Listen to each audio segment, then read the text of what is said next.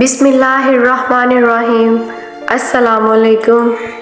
عید کا دن خوشی کا ہوتا ہے، لیکن جیسے جیسے عید کے دن نزدیک آتے ہیں مردے کیوں روتے ہیں اور یہ دعا کیوں کرتے ہیں کہ کاش کبھی عید نہ آئے۔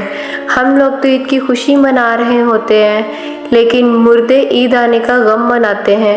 کچھ مردے ایسے ہیں جو عید کے آنے پر بہت دکھ میں آ جاتے ہیں اور بہت بڑی مصیبت ان پر آنے والی ہوتی ہے۔ اس وجہ سے وہ لوگ بہت پریشان ہوتے ہیں، بہت روتے ہیں۔ آپ صلی اللہ علیہ وآلہ وسلم نے ارشاد فرمایا، اگر کوئی شخص رمضان کے مہینے میں انتقال کرتا ہے تو اس کے اوپر عذاب نہیں ہوتا اور قبر میں اس سے سوال و جواب نہیں کیے جاتے، چاہے وہ کتنا بھی گنہگار بندہ کیوں نہ ہو۔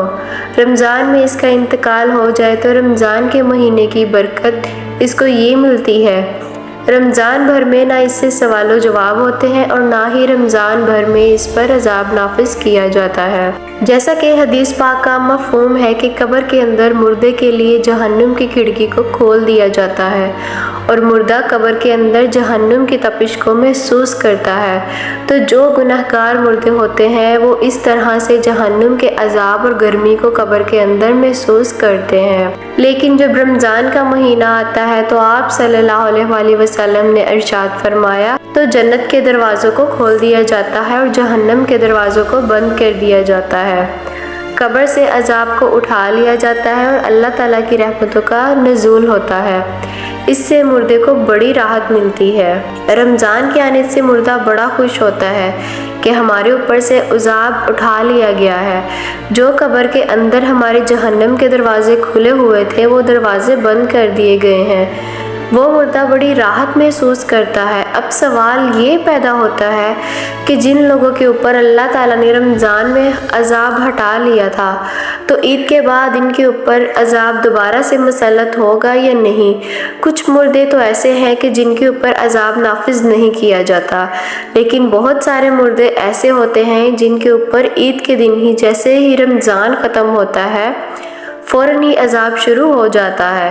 جیسے جیسے پورا سال وہ لوگ قبر میں سزا اور عذاب بھگت رہے تھے، عذاب میں وہ لوگ پھر ملوث اور گرفتار ہو جاتے ہیں۔ بعض علماء کرام فرماتے ہیں کہ جب کوئی انسان رمضان کے مہینے میں انتقال کرتا ہے اس سے قبر میں سوال و جواب نہیں ہوتے، اور جب ایک مرتبہ کسی پر سے اللہ تعالیٰ عذاب اٹھا لے تو پھر دوبارہ ان پر عذاب نازل نہیں کرتا، بشرطے کہ اس کے لیے کوئی اصالِ ثواب کر رہا ہو یا مغفرت کی دعا کر رہا ہو۔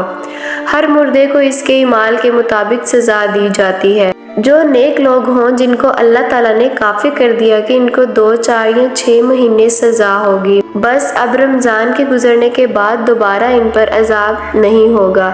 لیکن اگر کوئی بہت زیادہ گنہگار ہے، مثلاً کوئی ایسا بندہ جس کا اسلام سے کوئی تعلق نہیں ہے، جو اسلام کو جانتے ہوئے بھی اسلام کو مانتا نہیں تھا اور کفر و شرک کا مرتکب ہوا، تو اس پر رمضان کے بعد بھی عذاب جاری رہے گا۔ جب رمضان کا مہینہ ختم ہوتا ہے تو رمضان کی برکتیں بھی ختم ہو جاتی ہیں، شیطان کو قید سے رہا کر دیا جاتا ہے، مردوں پر سے رحم کا معاملہ ختم ہو جاتا ہے، جہنم کے دروازے جو بند تھے وہ رمضان کے جانے سے کھول دیے جاتے ہیں۔ ان سب باتوں کا مردوں کو علم ہوتا ہے کہ کب رمضان شروع ہو رہا ہے اور کب رمضان ختم ہو رہا ہے۔